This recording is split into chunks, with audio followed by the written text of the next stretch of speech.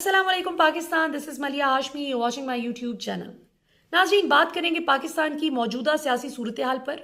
अगले 48 से 72 घंटे इंतहाई अहमियत के हामिल हैं। अगले आर्मी चीफ की तकर्री के हवाले से इंतहाई अहम फैसला अगले 48 घंटों में मुतवक्को है। और किस तरह से पाकिस्तान अब अगले 3 साल चलेगा, क्या इसी डगर पर चलेगा जिस पर चल रहा है पिछले 7 माह से, या फिर पाकिस्तान कोर्स करेक्शन की तरफ जाएगा और पाकिस्तान की अवाम और फौज जो एक दूसरे के लिए नागुज़ीर हैं, जिनका शुरू से एक दूसरे के साथ बहुत ज़्यादा मोहब्बत का, रिगार्ड का, लिहाज का और खुलूस का रिश्ता रहा है, क्या वही रिश्ता दोबारा से इंशाल्लाह रिवाइव होगा, रिज्यूम होगा, या खुदा न खास्ता पाकिस्तान में ये जो खलीज आपस में इदारों की, अवाम की बढ़ती जा रही है, क्या यही बढ़ेगी? ये अब आने वाले तकरीबन 36 से 48 घंटों में फैसला होगा। और अगला पूरा हफ्ता इसलिए बहुत अहम है कि इमरान खान साहब भी अगले हफ्ते ही रावलपिंडी पहुंच रहे हैं 26 नवंबर को इंशाल्लाह। पाकिस्तानी अवाम का जो समुंदर एक्सपेक्ट किया जा रहा है रावलपिंडी पहुंचेगा, वो समुंदर पहुंचने से पहले पहले कुछ सेंसिबल फैसले कर लिए जाते हैं या नहीं, ये अब देखना बाकी है। तब तक कोई जो भी कहे कि फलां शख्स चीफ बन रहा है, फलां शख्स को पक्की गारंटी मिल गई है कि अब आप अगले चीफ हैं, ये सब मफरूज़ों की बुनियाद पर गुफ्तगू है। या फिर जो लोग जाहिर है कि इस रेस में हैं, उनमें से कुछ लोग अपने पसंदीदा लोगों से ज़रा कुछ बयानियाँ भी पेडल करवा रहे हैं कि ज़रा मेरी खबर भी चलवा कर देखो कैसा रिस्पॉन्स आता है। जब तक अनाउंसमेंट नहीं होती तब तक इट्स ऑल रूमर्स। रूमर्स की जहाँ बात करें, वहाँ पे पिछले 48 घंटों में एक रूमर थप्पड़ की गूंज के हवाले से बड़ी चलती रही कि जी शहबाज शरीफ साहब को मार पड़ी है, जो कि ऑब्वियसली बड़ी अफसोसनाक बात है। अगर ये हकीकत होती भी तो बहुत अफसोसनाक बात होती। बहरहाल वज़ीर आज़म की कुर्सी का एक तकद्दुस होता है, चाहे कोई भी उस पर बैठे, लेकिन शहबाज शरीफ साहब की और मुख्तदिर हलकों की इतनी गर्मी सर्दी अलबत्ता ज़रूर हुई है कि जो नवाज शरीफ साहब एंड कंपनी, इनका पूरी PMLN गवर्नमेंट का जो प्लान था कि आर्मी एक्ट 1952 में तब्दीली करके अपनी मर्जी का चीफ लगाकर मुसल्लत कर दिया जाए, तो वो प्लान उनका चौपट हो गया। GHQ से काफ़ी ठंडा रिस्पांस मिला कि ऐसी कोशिश भी ना कीजिएगा। पहले ही पाकिस्तान की फ़ौज बहुत ज़्यादा प्रेशर ले रही है, बहुत ज़्यादा खमियाजा भुगत रही है इस रजीम चेंज ऑपरेशन का, ना लायकी और ना अहली आप लोगों की। और ऑब्वियसली जब डांट पड़ती है, पाकिस्तानी अवाम से गुस्से का इजहार किया जाता है, तो वो इन नालायक सियासतदानों के साथ साथ मुख्तदिर हलकों में, यानी इस्टेब्लिशमेंट में फिर जितने भी इदारे आते हैं, भले वो फौज है, अदलिया है, ब्यूरोक्रेसी है, हर वो शख्स जो इस रजीम चेंज ऑपरेशन को जिसने फैसिलिटेट किया और ये होने दिया जो इमरान खान कहते हैं कि रोक सकते थे और नहीं रोका, तो जाहिर है कि पाकिस्तानी अवाम उन पर भी गुस्सा करती है, एंड राइटली सो। आज मैं आपको नाकाबिले तरदीद सबूत, हकायक, शवाहिद और स्टेटिस्टिक्स आपके साथ शेयर करूंगी जिससे साबित होता है कि इमरान खान बिल्कुल सही बात कर रहे थे। एक एक लफ्ज़ सच था इमरान खान का। पाकिस्तानी अवाम जो सर पकड़ कर रोती है पिछले 7-8 माह से कि हम बच्चों की स्कूल फ़ी पे करें, या हम बच्चों को खिलाएं पिलाएं, या हम अपनी एक बेसिक जो बाइज्जत तरीके से ज़िंदगी गुजारना जिसे कहते हैं, या वो हम कर सकें, कुछ भी नहीं हो पा रहा पिछले 7-8 माह में। तो ये कैसे हुआ, एक एक चीज़ आज मैं आपके सामने रखूंगी कि कैसे पाकिस्तान का बेड़ा गर्क किया गया। और इस वक्त पाकिस्तान की ये जो कहा जा रहा है कि पाकिस्तान 80% रिस्क है पाकिस्तान का दिवालिया हो जाने का, खुदा न खास्ता, ये क्यों कहा जा रहा है, इसके पीछे कौन से अवामिल हैं, हकायक रखूंगी आपके सामने, जो कि मैं चैलेंज करती हूँ PDM हुकूमत को कि वो ज़रा इनको गलत साबित करके दिखाए, किसी एक फिगर कोई गलत साबित करके दिखा दे। सबसे पहले नाज़रीन ज़रा देखते हैं कि ये जो बगल बच्चे पाकिस्तान पर मुसल्लत किए गए, जिन्होंने अभी तक कोई इंटर्नशिप नहीं की थी, कोई नौकरी नहीं ज़िंदगी में की थी, वो सीधा आके पाकिस्तान के फॉरेन मिनिस्टर बन गए, खैर से बिलावल साहब, और जो आगे प्राइम मिनिस्टर बनने की भी ख्वाहिश रखते हैं खुद भी, और इनके वालिद साहब भी इनको बनाना चाहते हैं प्राइम मिनिस्टर। ज़रा सुनिए कि ये सदर पाकिस्तान के हवाले से किस तरह गुफ्तगू कर रहे हैं, और इनकी तड़ियाँ चेक करें, आप धमकियाँ चेक करें। आखिरी चांस है अलवी साहब का। उम्मीद है कि इस बार आईन और कानून के तहत सारी चीज चलेंगे।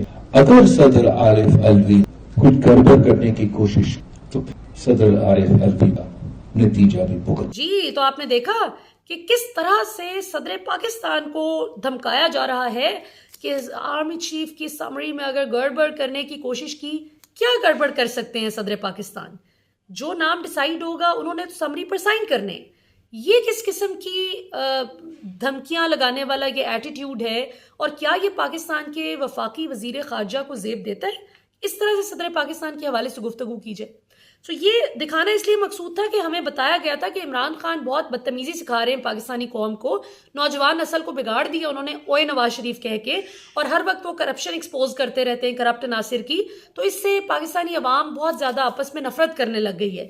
تو میں نے سوچا کہ ذرا یہ جو بہت محبت اور امن کا پیغام دینے والے لوگ ہیں، جنہوں نے مصطفیٰ نواز کھوکھر کو ایک صحیح بات کرنے پر اور ایک غلط چیز کے خلاف آواز اٹھانے پر انہوں نے کہا کہ چلو بھائی چھٹی کرو، تم اب سینٹ کی سیٹ سے ہی فارغ ہو، تو ان کا اپنا چیک کریں ذرا طرز تخاطب کیا ہے صدر پاکستان کے ساتھ. اب آگے چلتے ہیں جی. اسحاق ڈار صاحب ویسے تو اللہ کے فضل سے ہمیں جب سے وہ آئے ہیں نظر ہی نہیں آئے، سوائے اس کے عمران خان کے خلاف زہر اگلنا ہو تو آ جاتے ہیں. بات معیشت کی ان سے پوچھی جاتی ہے، سوال گندم جواب چنا، جواب ہوتا ہے عمران خان. معیشت کیسے ٹھیک ہوگی؟ جواب عمران خان. ڈار صاحب پاکستان میں مہنگائی کب ختم ہوگی؟ جواب عمران خان. اور وہ بھی نیازی کہہ کر اپنی طرف سے انسلٹ کرنے کی کوشش کرتے ہیں، حالانکہ مطلب کیا ہے، عمران احمد خان نیازی ان کا نام ہے. اس میں کیا ایسی بات ہے، لیکن بہرحال ناظرین، اس سے پہلے کہ میں آپ کو وہ فیکٹس اینڈ فگرز ذرا بتاؤں کہ پاکستان کا بیڑا کس طرح سے غرق کیا گیا، میں آپ کو یہ بتاتی چلوں کہ اسلام آباد ہائی کورٹ کے چیف جسٹس صاحب نے وارن کیا ہے حکومت پاکستان کو اور ریاست پاکستان کو کہ انٹیلیجنس رپورٹس کے مطابق former prime minister Imran Khan صاحب کی زندگی کو ابھی بھی خطرہ ہے، اور اس کے لیے حکومت پاکستان اور ریاست پاکستان جو بھی مناسب اقدامات ہیں وہ لیں. یہ ابھی سے پرسوں 18 نومبر کو چیف جسٹس آف اسلام آباد ہائی کورٹ نے یہ بات کیٹیگوریکلی بتا دی ہے. باتیں آن ریکارڈ رکھنا ضروری ہے، کیونکہ پھر جس طرح آپ دیکھیں، اللہ معاف کرے، وزیر آباد میں جب حملہ ہوا تو اس وقت یہ کہتے تھے کہ کیوں ہم اس کا کوئی جواب دیں، ہمارے اس سے کیا تعلق ہے، پنجاب حکومت ان کی ذمہ داری لیتی، ان کو سیکیورٹی پرووائڈ کرتی. اور جس وقت بات ہوئی JIT بنانے کی کہ اس کی پوری انکوائری کی جائے کہ یہ معاملہ کیسے ہوا، اور اس کا جب ہیڈ غلام محمود ڈوگر صاحب کو بنایا گیا تو اس پر وفاقی حکومت کی جانب سے بہت زیادہ اعتراضات اٹھائے گئے کہ ان کو کیوں ہیڈ بنایا جا رہا ہے. تو جب آپ کا معاملہ ہی نہیں، جب سیکیورٹی دیتے وقت آپ کا کوئی معاملہ ہی نہیں تھا، آپ کا اس سے تعلق ہی نہیں تھا اس بات سے، تو اب آپ کو کیا مسئلہ ہے کہ کون اس کو ہیڈ کرتا ہے JIT کو.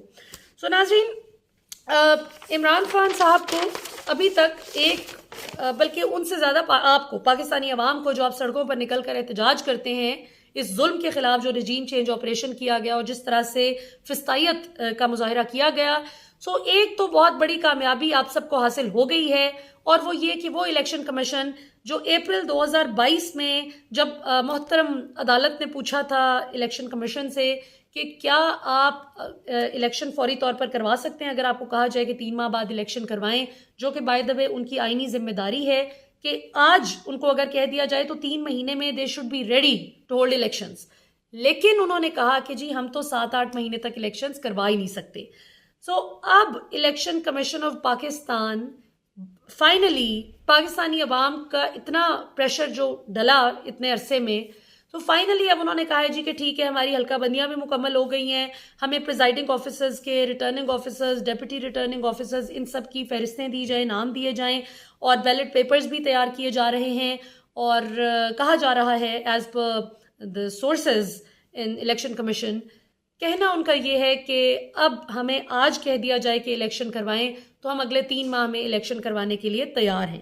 تو یہ ایک اناؤنسمنٹ کرنا بھی ایک بڑی اناؤنسمنٹ تو نہیں ابھی انہوں نے کی، مطلب یہ جو اندر سے خبریں آ رہی ہیں الیکشن کمیشن کی، تو یہ بھی ایک بہت بڑی سکسیس ہے پاکستانی عوام کی. اور سب سے بڑی بات یہ کہ پاکستان میں جو نظام کی تبدیلی، اب ظاہر ہے عمران خان صاحب بھی کچھ چیزیں تو رکھیں گے شرائط سامنے کہ اگر اب آپ نے الیکشن کروانا ہے تو فری اینڈ فیئر طریقے سے ہونا چاہیے، کوئی گڑبڑ نہیں ہونی چاہیے. الیکٹرانک ووٹنگ مشین کی شرط PDM رکھ دے گی کہ جی ہم اس کے ساتھ نہیں کریں گے، کیونکہ شفاف انتخابات ہو جائیں گے. وہ جتنے فوج شدہ لوگ لاکھوں کی تعداد میں انہوں نے لسٹ میں رکھے ہوئے ان کے نام، وہ یہ یوز نہیں کر سکیں گے. پھر یہ کہ پاکستانیز کا ووٹنگ رائٹ، وہ بھی ظاہر ہے کہ PDM اس پہ نہیں مانے گی. تو اس کی آئی تھنک یہ 2 چیزیں اگر وہ نہیں مانیں گے تو عمران خان پھر یہ ضرور کہیں گے کہ آپ چیف الیکشن کمشنر کم از کم کوئی ایماندار بندہ لگائیں جو اتنا باعث نہ ہو کہ وہ بالکل ہی نون لیگ کی لائن کے مطابق چلے. اب میں آپ کو کچھ ایسے فگرز بتانے جا رہی ہوں جو کچھ تو پچھلے سال کا تقابلی جائزہ لیا گیا ہے اس سال سے، یعنی پچھلے سال کے اکتوبر میں اور اب کے اکتوبر میں ایک سال میں کیا فرق پڑا پاکستان کی معیشت پر، اور کچھ فرق ایسا ہے جو صرف پچھلے 6 ماہ کا فرق ہے. سو آئیے دیکھتے ہیں. جی تو ناظرین، ٹیکسٹائل انڈسٹری پاکستان کی بہت زیادہ فلرش کر رہی تھی ماشاءاللہ عمران خان کے دور میں. سو مچ سو کہ ہمیں فیصل آباد کی ٹیکسٹائل انڈسٹری والے بتاتے ہیں کہ ہمارے پاس لیبر ختم ہو گئی تھی اور ہم ان ٹرینڈ لوگوں کو ٹرین کر کر کے کام پہ بٹھا رہے تھے کہ بھئی آپ نے کام اس طرح سے کرنا ہے، بس کام کرتے جاؤ اور پیسے پکڑتے جاؤ، خود بھی کھاؤ پیو، ہمارے بھی کام میں آسانی کرو. اس طرح سے ترقی کر رہا تھا فیصل آباد کا ٹیکسٹائل سیکٹر، جو کہ پچھلے 50 سال میں اتنی ترقی نہیں کی تھی جو عمران خان دور میں کی تھی. لیکن جیسے ہی پی ڈی ایم حکومت آئی تو ٹیکسٹائل انڈسٹری کا بیڑا غرق ہو گیا. کیسے؟ یہ آپ فگر دیکھ رہے ہیں جی اسکرین پر. پاکستان کی انڈسٹری کا بیڑا غرق ہو گیا ایک سال کے اندر اندر. اکتوبر 2021 میں آپ دیکھیں کہ مشینری امپورٹ کرنی پڑ رہی تھی پاکستان کو $872 ملین کی. یعنی اتنا کام تھا ماشاءاللہ کہ مشینری پر مشینری امپورٹ ہو رہی تھی اور $872 ملین کی مالیت کی مشینری آ رہی تھی، جو کہ صرف ایک سال کے اندر اندر پاکستان میں پچھلے 9 سال کی کم ترین سطح پر پہنچ گئی اور وہ اب $457 ملین پہ آ گئی ہے. یعنی 48% کمی آ چکی ہے پچھلے سال کی نسبت اس سال مشینری امپورٹس میں. اسی طرح جو اسٹیٹ بینک آف پاکستان کے پاس فارن ایکسچینج ریزروز ہوتے ہیں جو آپ کی مالی حیثیت بتاتے ہیں کہ آپ کی معاشی طور پر آپ کی بیک بون کتنی اسٹرانگ ہے، تو وہ آپ اسکرین پر دیکھ سکتے ہیں جی. اسٹیٹ بینک آف پاکستان کے فارن ایکسچینج ریزروز مارچ 2022 یعنی صرف 7 ماہ پہلے تک $16.2 ارب تھے، اور ابھی کتنے ہیں جی؟ صرف 6 سے 7 ماہ کے اندر اندر یہ $8 ارب سے بھی نیچے ہے، یعنی آدھے سے بھی کم ہو گئے ہیں. $7.9 بلین پہ پہنچ گئے ہیں. 51% کمی آ گئی ہے پی ڈی ایم حکومت آنے کے بعد پاکستان کے اسٹیٹ بینک کے فارن ایکسچینج ریزروز میں. اسی طرح جو بے روزگاری کی شرح ہے وہ صرف 6 سے 7 ماہ کے اندر اندر 22.5% بڑھ گئی ہے. یعنی 22.5% لوگ مزید پاکستان میں بے روزگار ہو گئے ہیں صرف کے پچھلے 6-7 مہینوں میں. اسی طرح جو منتھلی ایکسپورٹس ہیں جی، جو گڈز ایکسپورٹ ہوتی تھیں وہ $3.1 بلین تھیں صرف 7 ماہ پہلے، یعنی $3.1 ارب، جو کہ اب $2.5 ارب پہ آ گئی ہیں. یعنی 19% کمی آ گئی ہے اشیاء کی ایکسپورٹ میں، یعنی جو آپ چیزیں باہر بیچتے ہیں اور ان سے آپ پیسہ کماتے ہیں. اس کے بعد جی آئی ٹی ایکسپورٹس کا بھی بیڑا غرق ہو گیا. پچھلے 7 ماہ میں عمران خان دور میں وہ $260 ملین پر تھیں، جو کہ صرف 7 ماہ کے اندر اندر 6 سے 7 ماہ میں $206 ملین ہو گئی ہیں. یعنی 21% کمی آ گئی ہے آئی ٹی ایکسپورٹس میں بھی. اور ظاہر ہے ایکسپورٹس آپ کی جتنی زیادہ ہوں ڈالر انفلو اتنا زیادہ ہوتا ہے آپ کے ملک میں، اور اتنی ہی پھر آپ جو ہے تگڑی ہوتی ہے آپ کی اکانومی. لیکن جتنی آپ کی ایکسپورٹس کم ہوتی ہیں تو آبویسلی آپ کی معیشت جو ہے وہ کمزور ہوتی ہے. ٹیکسٹائل ایکسپورٹس جناب آپ کی پچھلے سال اکتوبر 2021 میں $1.6 ارب تھیں، جو کہ اب کم ہو کر 15% کم ہو گئی ہیں اور اب وہ $1.36 ارب پہ آ گئی ہیں. اسی طرح جو آپ کی ڈیٹس اینڈ لائبلٹیز ہیں، جو آپ کے قرضہ جات ہیں، جو آپ کی مالی ذمہ داریاں ہیں جو آپ نے ادا کرنی ہیں، وہ عمران خان دور میں کتنا تھا جی؟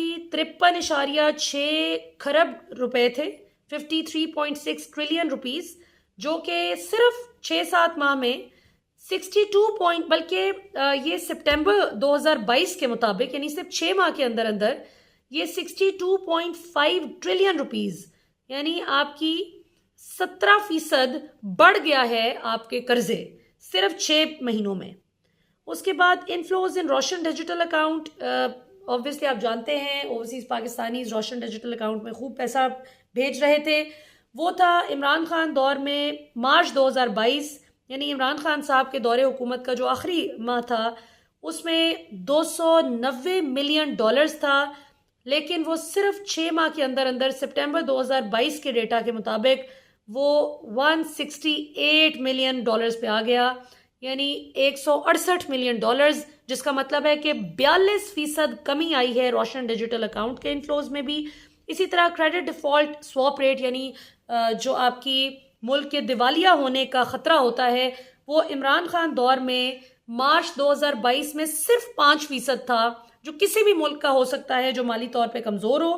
لیکن پی ڈی ایم کی حکومت آنے کے بعد محض 6 ماہ کے اندر 6 سے 7 ماہ میں یہ 80% تک جا پہنچا ہے، 79%.